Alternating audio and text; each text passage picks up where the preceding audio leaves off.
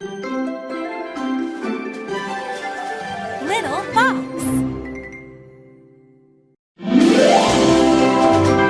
Alice's Adventures in Wonderland. Chapter 1. Down the Rabbit Hole.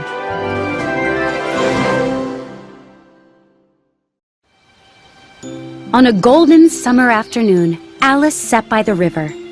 Her older sister Charlotte sat beside her, happily reading a book. Feeling bored, Alice glanced at her sister's book. "What's the point of a book without pictures?" Alice asked. Charlotte was too busy reading to reply. Alice gave a tired sigh and thought about making a daisy chain. However, that would require getting up to pick the daisies. And the hot day was making Alice feel very tired and lazy. Suddenly, a rabbit ran past the two girls. He was white and wore a colorful vest. "Oh dear, oh dear," he cried. "I'm going to be late." Alice was so sleepy that she didn't think a talking animal was strange. But then the white rabbit pulled a watch from his vest pocket.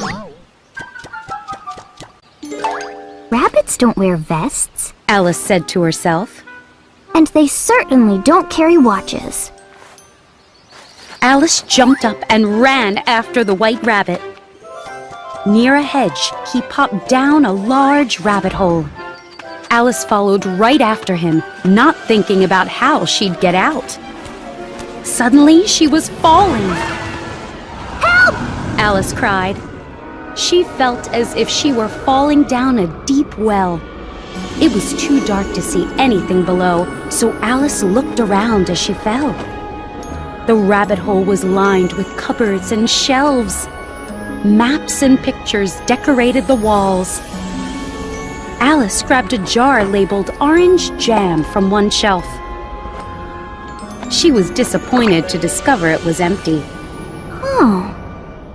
If I drop this jar, it might kill somebody below, Alice said. She slipped it onto the next shelf she passed. Alice continued to fall. After this, I'll never get upset about just falling down some stairs. Why, I won't even complain if I fall off the roof. Down, down, down. Would this fall ever end? How many miles have I fallen by now? Alice said. I must be getting near the center of the earth. What if I fall right through the earth? Where would she end up? Alice tried to remember her geography lessons. I'll just have to ask the first person I meet. I'll say, "Please, ma'am, is this New Zealand or Australia?" Alice was silent for a while, but then she started thinking about Dinah, her cat. I hope someone remembers to feed Dinah tonight. Alice said aloud. Oh, Dinah, I wish you were here. There aren't any mice in the air, but you might catch a bat. Do cats eat bats? Do bats eat cats? Alice didn't know the answer to either question. And she was feeling so tired. She was beginning to dream that she was walking hand in hand with Dinah. Thump! Suddenly, Alice landed on a pile of sticks and dry leaves. Oh! She wasn't hurt, so she jumped right up. Ahead, the white rabbit was hurrying down a long passage. I'd better catch up with that rabbit. Alice ran as fast as she could. "Oh, my ears and whiskers! It's getting very late," the white rabbit said as he turned a corner. Alice turned the corner too, but the white rabbit had disappeared.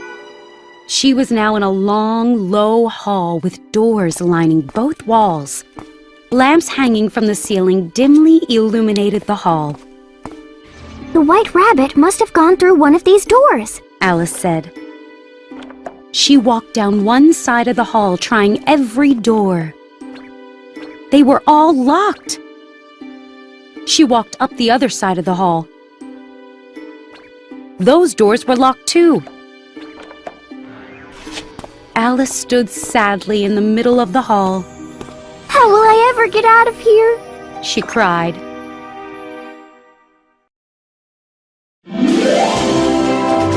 Alice's Adventures in Wonderland, Chapter 2, A Strange Drink.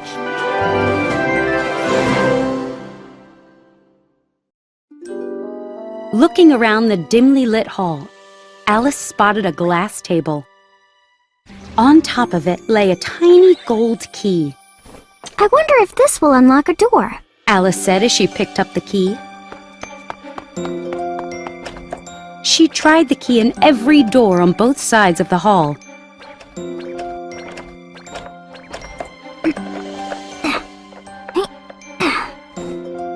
It was too small, but Alice didn't give up.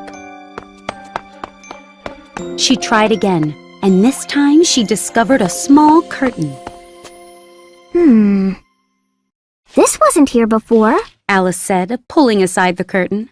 Behind it was a door about 15 inches high, and the tiny gold key fit perfectly. Alice opened the door and knelt down. She peered through a small passage to a beautiful garden. Wow! That's the loveliest garden I've ever seen, she said. Look at those flowers and that fountain.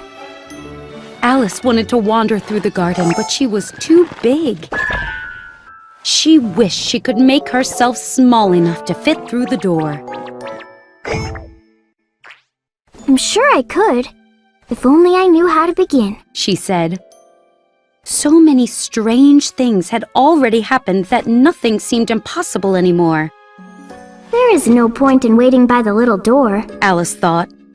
She headed back to the table. Maybe there will be another key, or instructions for shrinking myself, Alice said. Instead, she found a bottle which had definitely not been there before. Tied around its neck was a paper label. "Drink me," it said in large, beautiful letters. I'm not going to drink some strange liquid, Alice said. That could be poison. Alice examined the label carefully, but there was no mention of poison. So she decided to take a sip. That's delicious. Alice licked her lips. It's like a mixture of cherry tart, pineapple, roast turkey, and buttered toast. Alice liked the liquid so much that she soon finished the whole bottle. And then something strange began to happen. What an odd feeling. Alice looked around her. I seem to be shrinking.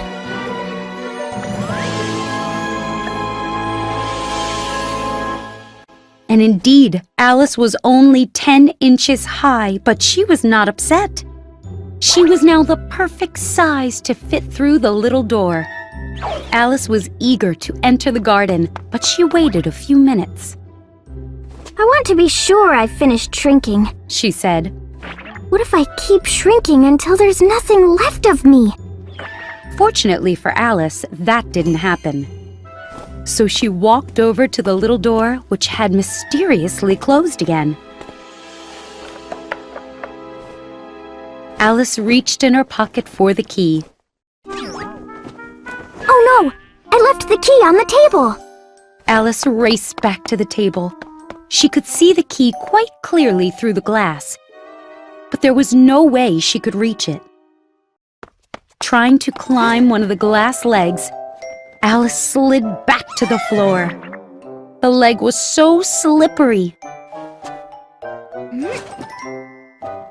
Still, she kept trying until she was exhausted. Alice sat down and cried, but that only lasted for a minute. Crying won't help you, Alice said to herself. She wiped her eyes. Now there was a glass box under the table. Inside was a cake with the words "Eat Me" spelled out in raisins. If this cake makes me grow larger, I can reach the key, Alice said. If I grow smaller, I can creep under the door. Either way, I'll get into that garden. Alice took a bite and nothing happened.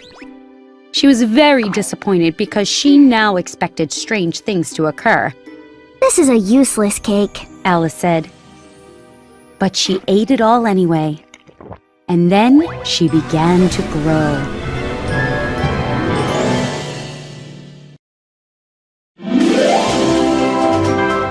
Alice's Adventures in Wonderland, Chapter 3, The Pool of Tears.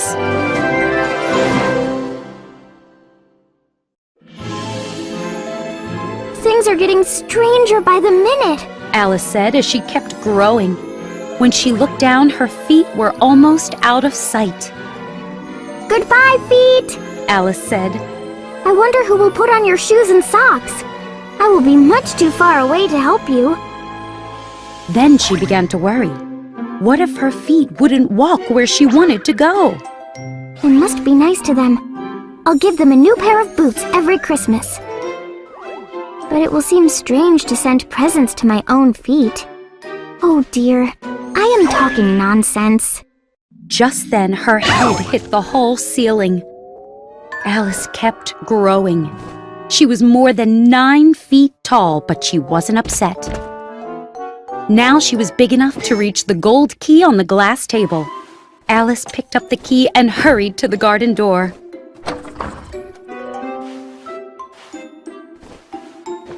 Poor Alice. She was so big. If she lay on her side, she could look into the garden with one eye. As for getting into the garden, that was harder than ever. Alice started to cry again. She tried scolding herself, but that only made her cry harder. Alice cried buckets of tears. A large pool formed around her, 4 inches deep and spreading halfway down the hall. After a while, Alice heard footsteps in the distance. She quickly wiped her eyes so she could see who was coming. It was the White Rabbit, wearing a jacket and carrying white gloves and a fan. He trotted through the dark hall, muttering to himself. The Duchess, she'll be very angry if I've kept her waiting. Alice was feeling very desperate by now. She was willing to ask for help from anyone, even a talking rabbit. She waited until the White Rabbit was nearby before speaking in a quiet, timid voice. Please, sir. Startled, the White Rabbit dropped his gloves and fan. He ran as fast as he could into the darkness. Alice picked up the rabbit's things. She began to fan herself because the hall was very hot. How strange everything is today, Alice said. Yesterday, everything was normal. I wonder if I somehow changed overnight. I almost think I did feel a little different this morning. Alice continued to fan herself. Maybe I haven't changed into another person. She thought about all her friends. She hadn't been changed into any of them. Alice burst into tears again. I wish Charlotte would look down this rabbit hole and call my name. I'm so tired of being here all alone. As she said this, she looked down. She saw that she'd put on one of the White Rabbit's gloves. How can his glove fit me? I must be shrinking again. Alice ran back to the table and stood next to it for comparison. She decided that she was about 2 feet high. And she was continuing to shrink.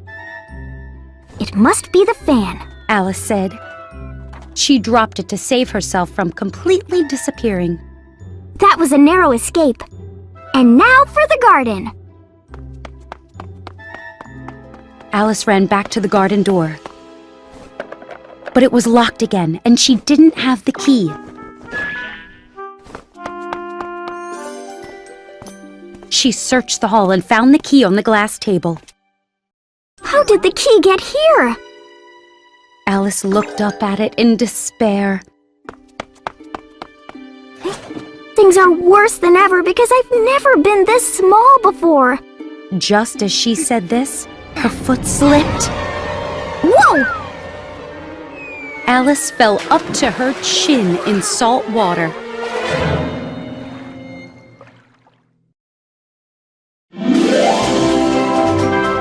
Alice's Adventures in Wonderland, Chapter 4, Another Swimmer.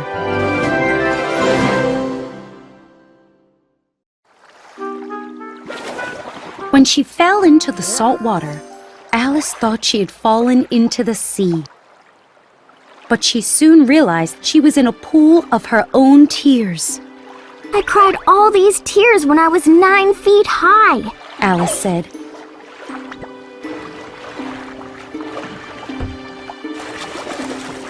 She swam about, trying to find her way to dry land.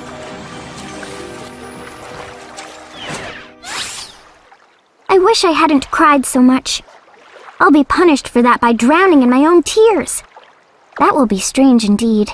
But everything is strange today. Just then, Alice heard something splashing. At first she thought it must be a walrus or a hippo. But then she remembered how small she was. The creature must be small too. Alice swam toward the sound and soon spotted a mouse, which had also fallen into the pool. Is there any point in speaking to this creature? Alice thought. Can he even understand me? Everything is so strange down here that he probably can talk. She decided to take a chance and speak to him. Oh, Mouse! Alice called. Do you know the way out of this pool? I'm very tired of swimming. Oh, Mouse! The mouse looked at Alice with some interest. He also seemed to wink at her, but said nothing. Perhaps he doesn't understand English, Alice said to herself. Maybe he's from France. Alice decided to try speaking some French. All she could think of was the first sentence in her French grammar book. Unfortunately, that sentence was, "Where is my cat?" The mouse gave a sudden leap out of the water and quivered with fright. Oh, I'm so sorry, Alice said quickly. I forgot that mice dislike cats. Dislike cats? The mouse cried. Would you like cats if you were me? Well, perhaps not, but don't be angry with me. Alice said calmly. She was glad that the mouse spoke English. I wish that I could show you my cat, Dinah. I think you'd learn to like cats if you met her. Dinah is such a dear, quiet thing. The mouse said nothing. Alice swam lazily around the pool as she described Dinah for the mouse. Dinah lies by the fire, purring so nicely. She licks her paws and washes her face. She's such a nice, soft thing to pet. And she's the best at catching mice. The mouse was shaking with anger, and Alice was sure she had offended him. Oh, I beg your pardon. Alice said. We won't talk about Dinah anymore. We? The mouse squeaked. As if I would talk about such a thing. Our family has always hated cats. Don't let me hear that word again! All right. Alice said as she desperately tried to think of another topic of conversation. How about dogs? Are you fond of dogs? The mouse did not reply. So Alice went on eagerly. There's such a nice dog on the farm near our house. It fetches things when you throw them. And it sits up and begs for its dinner. The farmer says it's worth a lot of money. That's because it's so good at catching rats and... The mouse started swimming away from Alice as fast as he could. Oh no, I'm afraid I've hurt his feelings again, Alice said in a sad voice. She decided to try one more time to make friends with the frightened animal. Mouse dear, Alice called softly.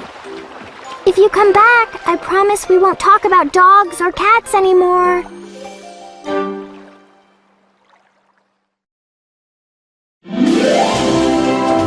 Alice's Adventures in Wonderland, Chapter 5, A race to get dry.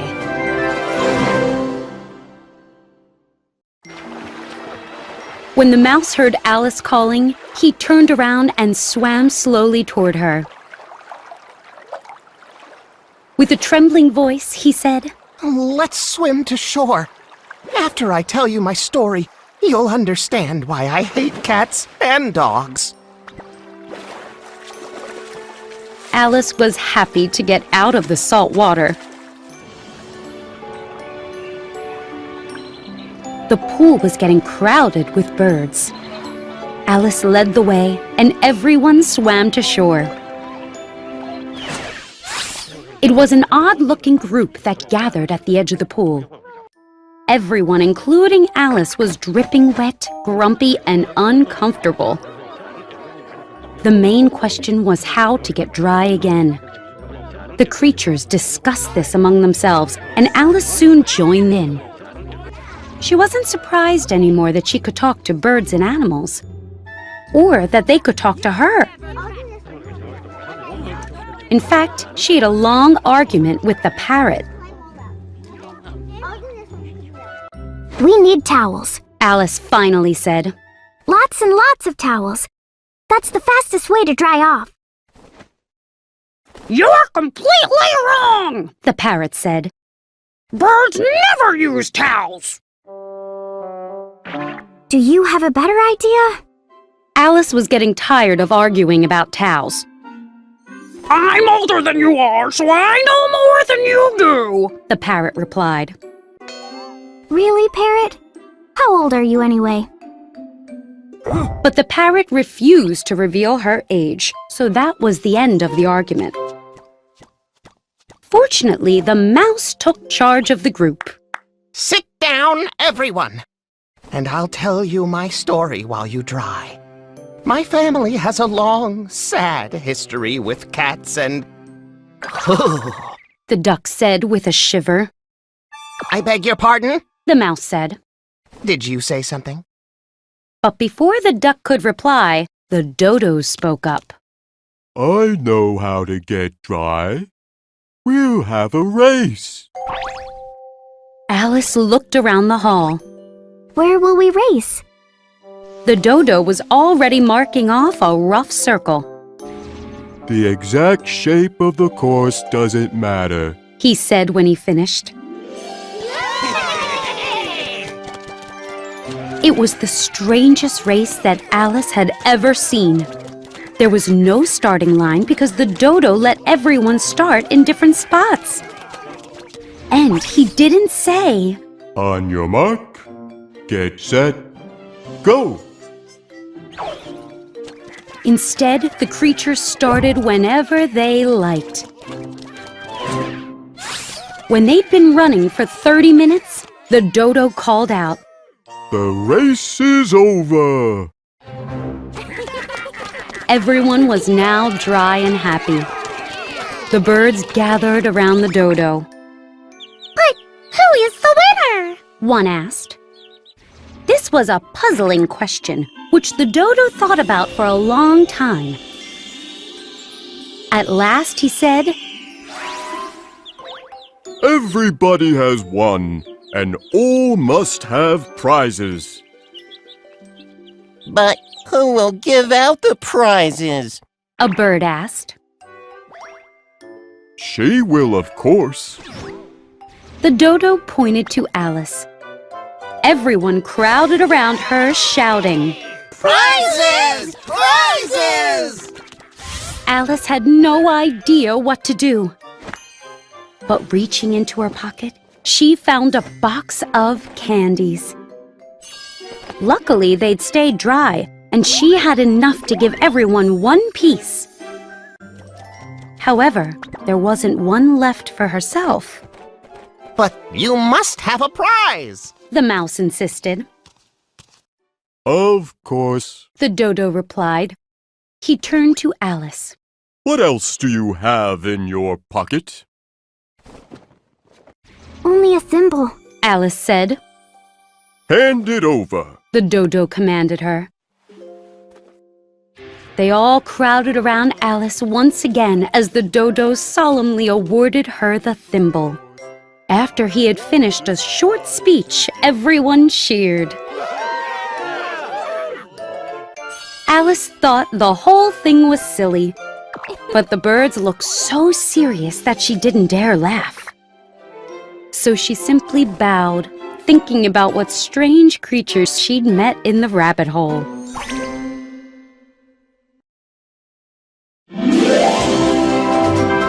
Alice's Adventures in Wonderland, Chapter 6, A Long Tale.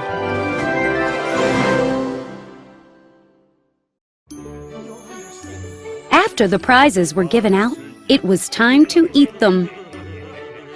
Alice did not eat her thimble, of course, but the other creatures ate their candy. The large birds complained that the candy was so small they couldn't taste it. The small birds coughed and choked on their candy because it was so large. But after a while, everyone settled down.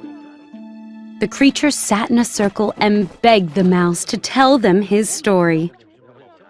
You promised to tell me about your family, Alice said. and why you hate C and D. She didn't say cats and dogs. She didn't want to upset the mouse again. Mine is a long and sad tale. The mouse began.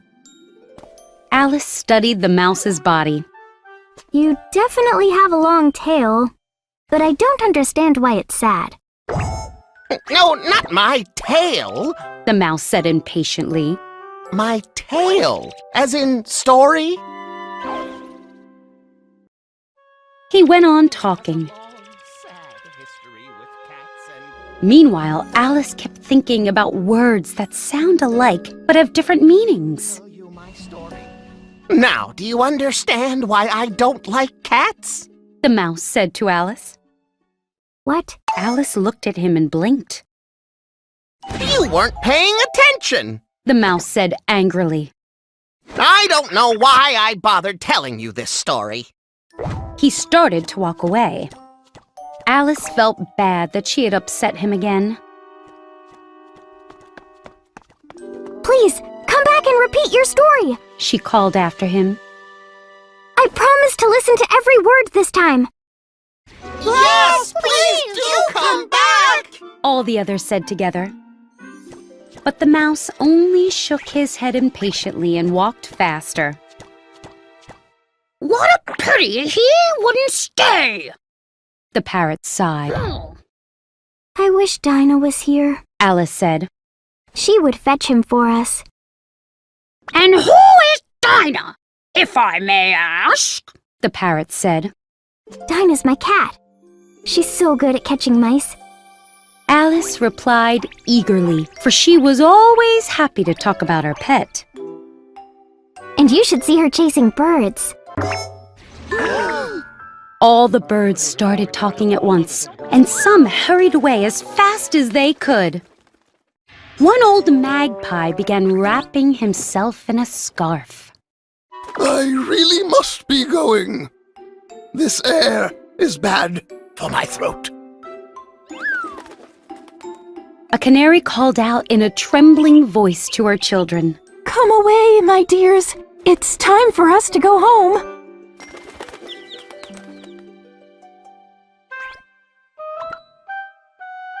Alice was soon left all alone. I wish I'd never mentioned Dinah. She said sadly. Nobody seems to like her down here, but I think she's the best cat in the world. Oh, Dinah. I wonder if I'll ever see you again. Poor Alice began to cry because she felt so lonely and sad. In a little while, however, she heard footsteps. She looked up eagerly, hoping that the mouse had changed his mind and was coming back. But once again, it was the white rabbit. This time he was walking slowly and looking anxiously about, as if he'd lost something. Alice heard him muttering to himself. The Duchess! The Duchess! the White Rabbit said as he looked high and low. Oh, my paws! Oh, my fur and whiskers! The Duchess is going to be so angry if I'm late. I wonder where I could have dropped them. I don't see them anywhere. Alice guessed right away that he was looking for his gloves and fan. She happily began hunting for them, but they were nowhere to be seen. In fact, everything had changed. She seemed to be outdoors now. The great hall with the glass table and little door had disappeared.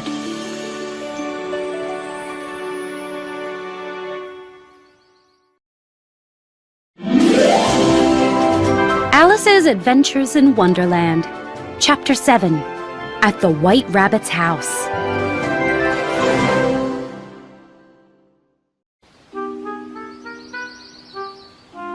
The White Rabbit soon noticed Alice hunting for his gloves and fan. He called out to her in an angry voice. Mary Ann, what are you doing here? Run home right now and fetch me a pair of gloves and a fan. Hurry! Alice knew that the rabbit had mistaken her for someone else. But he sounded so angry that she ran where he was pointing. She didn't try to explain his mistake to him. He probably thinks I'm his servant. She thought. He'll be surprised when he finds out who I am. But he's so angry right now that I'd better find his gloves and fan. Alice soon came upon a neat little house. On the door was a brass sign that said, W. Rabbit. She hurried inside and closed the front door. How strange to be sent on an errand by a rabbit. Alice laughed. Soon Dinah will be sending me on errands too. Alice entered a room with a table near the window. On the table lay a fan and a pair of white gloves. Alice picked them up. She was about to leave when she spotted a bottle on the floor.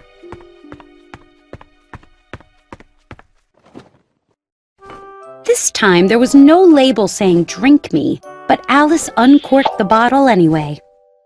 Whenever I eat or drink anything today, something interesting happens, she thought. She took a sip. I hope this will make me grow again because I'm tired of being so small. That is exactly what happened, and much faster than Alice expected. Before she had drunk half the bottle, her head was pressing against the ceiling. She quickly put down the bottle. That's enough. I hope I won't grow anymore because I can't get out the door. I wish I hadn't drunk so much. But it was too late for that. Alice went on growing and soon had to kneel on the floor.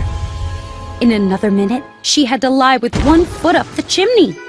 She stuck one arm out the window. There's no more room for me, Alice wailed. Luckily, she stopped growing. But she was very uncomfortable being squashed inside the White Rabbit's house. It was much nicer at home, Alice said. I wasn't always changing size, and mice and rabbits weren't ordering me around. I wish I hadn't gone down that rabbit hole. And yet, this is quite an adventure. I used to think fairy tales weren't real. And now I seem to be in the middle of one. Maybe someone will write a book about me. Suddenly, Alice heard an angry voice outside. Mary Ann, where are you? The White Rabbit called. He tried to open his front door, but Alice's elbow was pressing hard against it.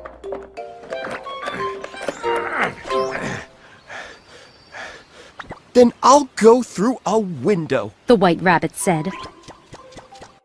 No, you won't, Alice said. She waited until she heard the White Rabbit under the window. Then she tried to grab him. The The White Rabbit shrieked and ran away. Pat, Pat, where are you? Right here, digging potatoes in the garden. A man replied. Pat, what's that in the window?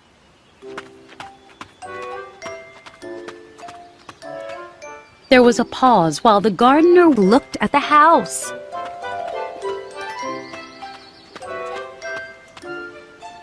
Looks like an arm to me. An arm? Who's ever seen an arm that big? Take it away! Alice waved her arm around and heard some whispering. Then all was silent for a while, until a crowd began gathering under the window.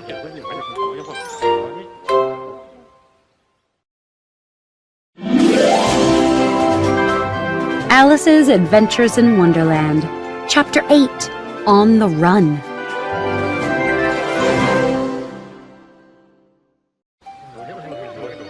Friends of the White Rabbit had come to help him get rid of Alice. Alice couldn't see how many creatures had gathered under the window, but she could hear them. Send someone down the chimney! One voice cried. Pull the arm out the window! Another voice cried. I wish they could pull me out the window. Alice said to herself. I don't want to stay here any longer. She heard more mumbling, and finally the White Rabbit spoke. Good, He said. a wheelbarrow full should be enough. A wheelbarrow full of what? Alice asked quietly. She didn't have long to wonder. The next moment, a shower of pebbles came through the window. Some of them hit Alice in the face. Ow! I'll put a stop to this. She said to herself. Then in a louder voice, she called, You'd better not do that again! If you do, I'll tell my cat Dinah about this! No one outside said anything. Meanwhile, Alice was surprised to see the pebbles turning into little cakes. If I eat one, it's sure to change my size. I can't grow any larger, so I bet it'll make me smaller. Alice swallowed a cake and was delighted to feel herself shrinking. As soon as she was small enough to fit through the door, she ran outside. A crowd of birds and animals immediately rushed at her. But Alice ran off as fast as she could. She was soon deep in the woods. However, Alice did not feel safe yet. As she was searching anxiously among the trees, she heard something bark. Alice looked up and saw an enormous puppy staring back at her. It stretched out a paw, trying to touch her. Oh, you poor thing. Alice said in a kind voice. Maybe if she gave it a pat, it wouldn't eat her. But the puppy wouldn't approach her even though she was only 3 inches tall. Perhaps it would play fetch. Alice picked up a stick, and the puppy yelped with delight. It charged at Alice, who ran behind a bush. When Alice appeared again, the puppy rushed at the stick and tumbled head over heels.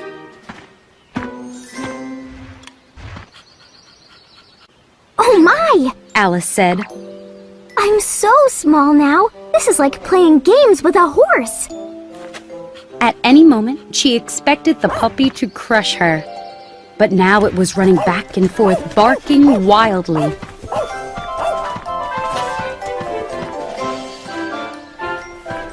Finally, it got tired and lay down panting. The puppy's tongue was hanging out and its eyes were closing. This is probably a good time to escape, Alice said. While the puppy rested, she quietly slipped away. Then she ran and ran until she could barely hear the puppy barking. That was a nice puppy. Alice said breathlessly. She rested against a tiny flower, fanning herself with one of its leaves. If I were bigger, I could teach it some tricks. I really do need to grow bigger again. But how will I do that? I suppose I should eat or drink something. But what?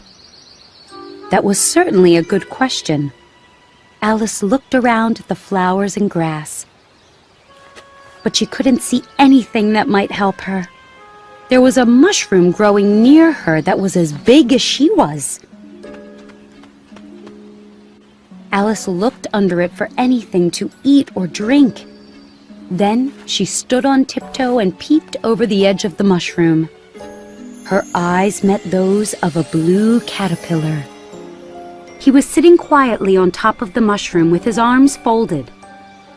They stared at each other in silence for quite some time.